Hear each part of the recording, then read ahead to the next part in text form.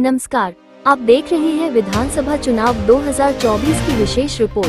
भंडारा जिले के साकोली विधानसभा क्षेत्र से वंचित बहुजन आघाड़ी ने डॉक्टर अविनाश जी नान्हे को अपनी पार्टी की ओर से उम्मीदवार घोषित किया है।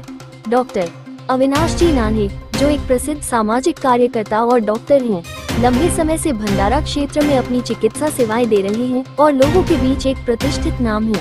डॉक्टर अविनाश जी नान्हे का मानना है कि साकोली को एक स्मार्ट सिटी के रूप में विकसित करने की जरूरत है। उन्होंने युवाओं के लिए रोजगार के अवसर और महिलाओं के सशक्तिकरण के लिए ठोस योजनाओं का प्रस्ताव रखा है।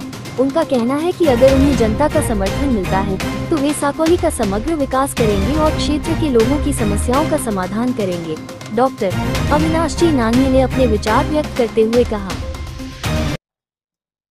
श्रद्धेय बाळासाहेब आंबेडकरांनी मला वंचित बहुजन आघाडीतर्फे तिकीट दिलेले आहे। त्यांच्या समस्त मार्गदर्शनाखाली आम्ही इथे साकोली विधानसभेमध्ये लढा देणार आहोत आणि आमचा प्रमुख मुद्दा हा विकास राहील। आणि मागील 20 वर्षापासून साकोली विधानसभा क्षेत्रामध्ये विकास दिसत नाही आणि झालेला नाही आणि त्याबाबत जनता खूप नाराज आहे। बरेचसे विकास काम रखडलेले आहे। विद्यमान जे आमदार त्यांचे पण दुर्लक्ष आहे। शेतकऱ्यांचे प्रश्न, बेरोजगारीचे प्रश्न, असे बरेचसे प्रश्न आहेत। आता आपण उमेदवार आहात, जर आपण निवडून आलो तर आपले पुढचे काय काय हे राहणार, प्राथमिकता राहणार, काय काय प्रायोरिटीज राहणार त्याबद्दल? सर्वप्रथम तर आपण साकोलीचे जे मुद्दे रखडलेले आहेत, आता जर बघितलं तुम्ही तर आता सध्या 4-5 गावांनी, जसं लाखणी तालुक्यातील सिंदपेठ गाव आणि डोंडेवडी गाव यांनी निवडणुकीवर बहिष्कार टाकलेला आहे। त्यांचं म्हणणं आहे की मागील 20 वर्षापासून त्या गावचे रोड झालेले नाही आणि त्यांचा साधा रस्ता जो जाण्याचा मार्ग आहे प्रत्येक दिवसांचा तो रोड तयार झालेला नाही। तर त्याच्यामुळे रस्ते कसे विकसित होतील हा एक प्रामुख्याने मुद्दा राहील। नंतर भेल प्रकल्प हा पण एक मोठा रोजगार निर्मितीचा होता आणि त्यांना जसे सांगण्यात आले होते की त्यांच्या कुटुंबाला एक आपत्कालीन एक नोकरी मिळेल, ते पण झालेले नाही आणि वेल प्रकल्प पूर्णपणे सुरू झालेला नाही आणि अथवा त्यांच्या जमीन पण परत करण्यात येत नाही आहे। तर हा एक मोठा अन्याय आहे।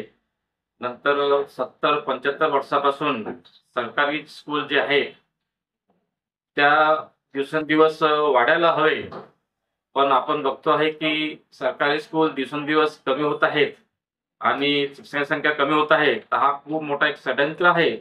गरीब मुलांचे शिक्षण कुठे होईल हा एक मोठा गरिबापुढे एक मोठा एक प्रश्न आहे।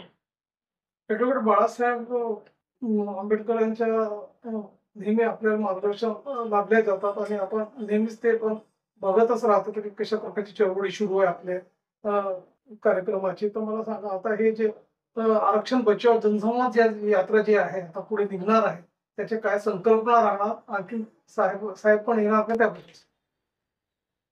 साकोली विधानसभा क्षेत्रामध्ये दिनांक 28/9/2024 पासून आपण वंचित बहुजन आघाडीतर्फे आरक्षण बचाव जनसंवाद यात्रा काढणार आहोत। त्यानिमित्ताने आपण जनतेचं संवाद साधणार आणि जनतेसमोर कोणते प्रश्न आहेत आणि प्रश्न कसे मार्गी लागायला पाहिजेत आणि जे सरकार बनेल त्या सरकारने कोणते प्रश्न हाताळायला पाहिजे ह्याबद्दल आपण सविस्तर माहिती देणार आणि आपण जनतेसोबत राहून जनतेचे आपण प्रश्न सोडवणार। महायुती सरकारतर्फे आता ही गाजावाजा होत आहे मुख्यमंत्री लाडकी बहीण योजनेच्या। प्रत्यक्षात बघितलं तर बरेचसे बहिणीच्या खात्यात पैसे नाही आले, आणखी ते प्रचार प्रसार करते, विरोधक टीका टिप्पणी करतात, त्यावर आपण काय भाष्य कराल? हा तर एक राजकारणीय स्टंट आहे। त्यांनी पूर्वी जनतेला हे सांगावं की हे जी निधी ते डायव्हर्ट केलेली आहे ती कोणत्या याच्यामधून त्यांनी डायव्हर्ट केलेली निधी आहे, त्यांनी त्यातून स्पष्टपणे सांगितलेलं नाही। तो पण मुद्दा आम्ही या आरक्षण संवाद यात्रामध्ये घेणार आहोत की जो SC ST ओबीसीचा जो स्थानिक निधी आहे तो निधी इकडे तिकडे न वळता तो निधी त्यांच्याकरताच वापरावा, हा पण एक आमचा मोठा मुद्दा आहे। आपण ही बघतो बरेचसे युवक लोक निराश झालेले आहेत अनेक पार्टीतून। त्यांना असं वाटतं की वंचित बहुजन आघाडीची सत्ता आली पाहिजे. अशात आपल्यातर्फे कशा प्रकारची तयारी आहे पक्ष बांधणीला संघटन मजबूत करण्यासाठी किंवा सदस्यता अभियानासाठी आपली कशा प्रकारची तयारी त्याबद्दल? माझं साकोली विधानशास्त्र पकडलं तर हा पर्यटनाकरता खूप मोठं चांगलं क्षेत्र आहे. जसं पश्चिम महाराष्ट्रामध्ये पर्यटन क्षेत्र विकसित झालं, त्याच पद्धतीनं पण हे क्षेत्र साकोली क्षेत्र विकसित करता येतो आणि त्या माध्यमानं येथील तरुण बेरोजगार तरुणांना रोजगार मिळू शकतो. तर तो एक चांगला मुद्दा आहे.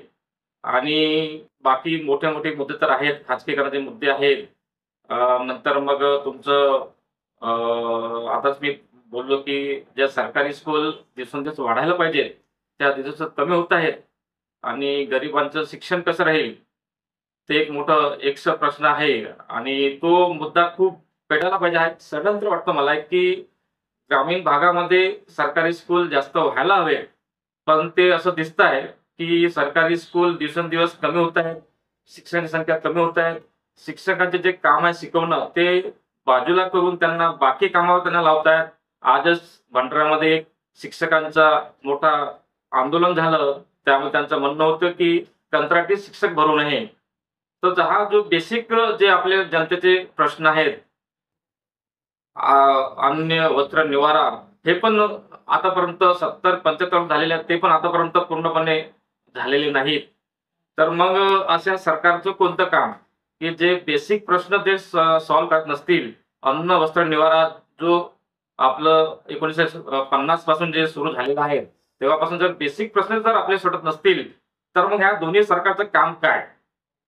आणि घरकुल तुम्ही ग्रामीण भागात फिरून बघाल तर बरेच लोकांचे घरकुल मिळालेलं नाही आहे. अजून यशवंतराव घरकुल योजनेमध्ये 15,000 कोटीचं निधी अजून शिल्लक आहे, ते पण आलेलं नाही आहे. तर मग आम जनतेने गरीब लोकांनी जावं कुठे?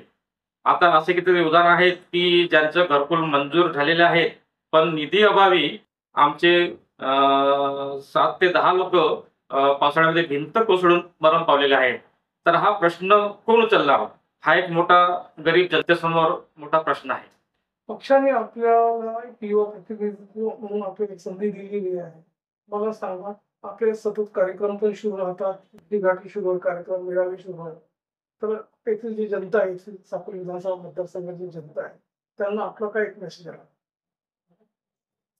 जनतेला माझं सरळ असा मेसेज राहणार की जो तुमचा विकास करेल किंवा ज्याच्याकडे विकास करण्याची दूरदृष्टी असेल त्याच्या पाठीशी आपण भक्कमपणे मागे राहावं आणि त्यालाच आपण तुमचा एक नेता म्हणून समोर आणावं असे मी आजच्या इथे बोलू बोलू इच्छितो.